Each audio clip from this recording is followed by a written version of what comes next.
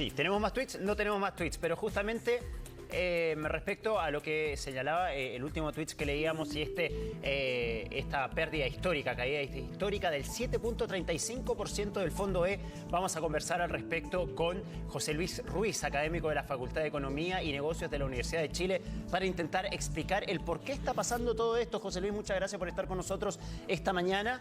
Y bueno, la pregunta de rigor es evidente. ¿Por qué finalmente, por ejemplo, el Fondo E, que es el fondo más conservador, tiene una caída histórica del 7.35%, lo que significa para personas como las que veíamos recién en el tuit, una pérdida importante a poco tiempo de jubilar? Hola, buenos días. Mira, lo que ocurre es que los fondos conservadores son muy sensibles a los movimientos de tasa de interés.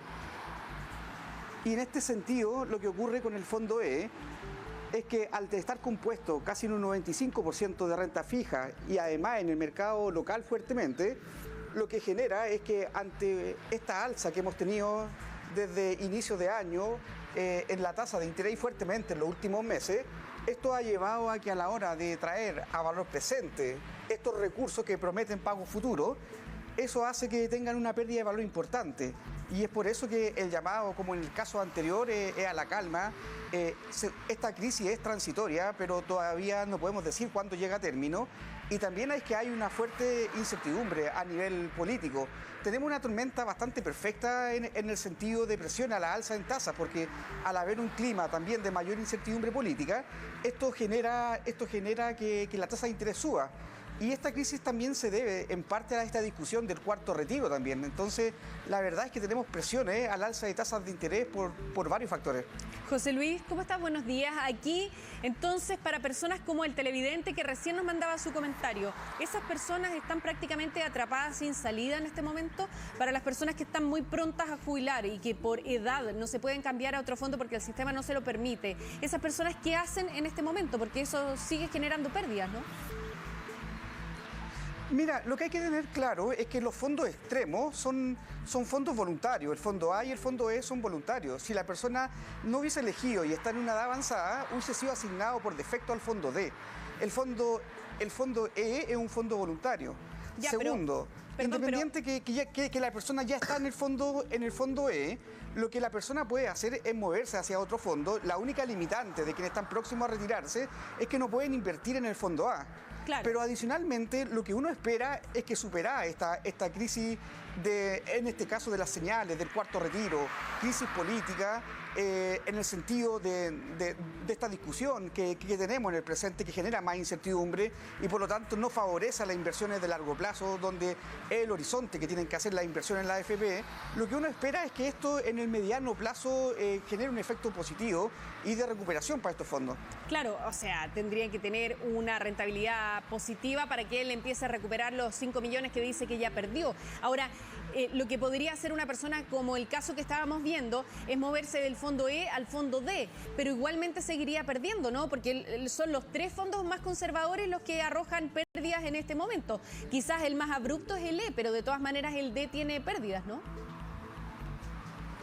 O sea, de hecho ya las pérdidas fueron incurridas en los tres fondos más conservadores, el intermedio, que es el C, el D y el E, que invierte más en renta fija.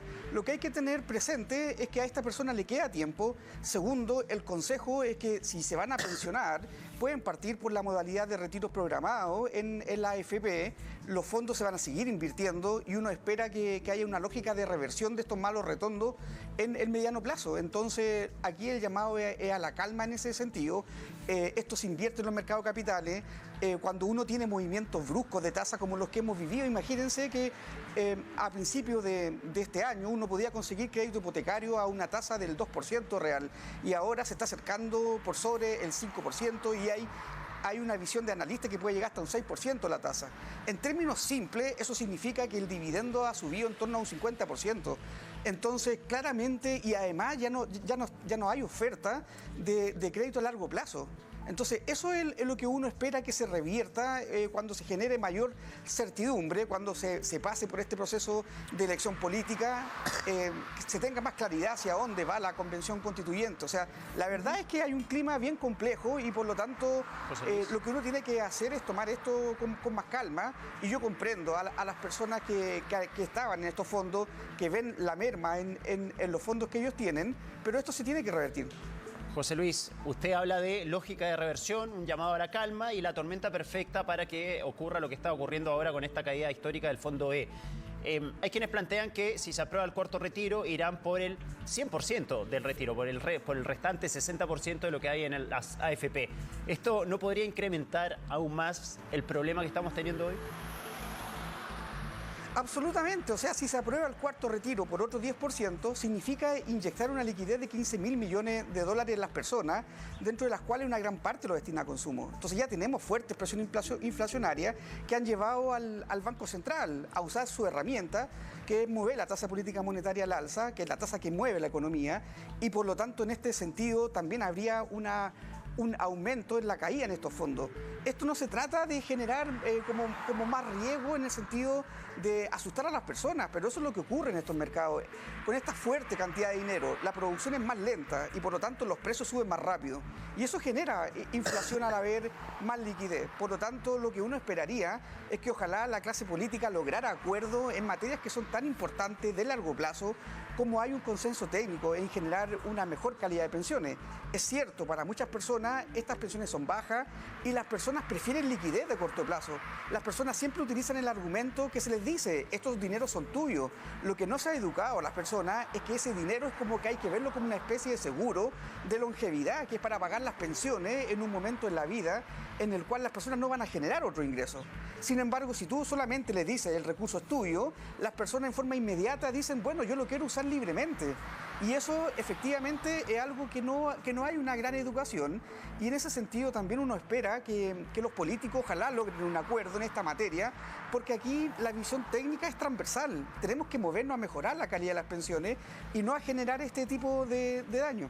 José Luis, ¿qué recomendaría usted para aquellas personas que están a punto de jubilarse y que están en este escenario, ¿no es cierto?, que tienen sus fondos en el Fondo E o en el Fondo D en este momento, y cuando se van a jubilar con este escenario, ¿usted aconsejaría la posibilidad de que hicieran retiros programados? ¿Es esa la alternativa mejor en este momento? Efectivamente, o sea, uno puede cambiarse cuando uno lo desee, si uno ya es pensionado. Cuando parte por la modalidad de retiros programados, por la AFP, tus fondos se van a seguir invirtiendo. Entonces uno esperaría que en el mediano plazo haya una mejor rentabilidad en condiciones normales, porque cuando uno dice, mira, pero ¿cómo pierden esta cantidad de recursos en los fondos más conservadores? Pero es que el riesgo es la tasa de interés. Lo que uno espera es que en condiciones normales estos fondos sean menos riesgosos.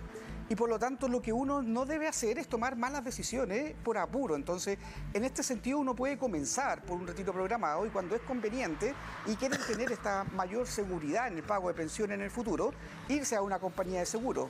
Ahora, también esta política de los retiros también está dañando a quienes están pensionados por las rentas vitalicias. Claro. Si esto no es gratis.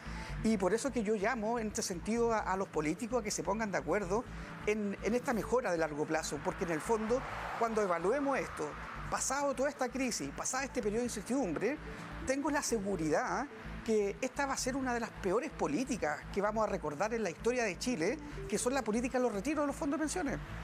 Sí, una de las peores políticas, dice José Luis Ruiz, académico de la Facultad de Economía y Negocios de la Universidad de Chile. José Luis, muchas gracias por estar con nosotros esta mañana, aportando un poquito más de claridad sobre lo que está pasando con los fondos de pensiones. Gracias, que tenga buenos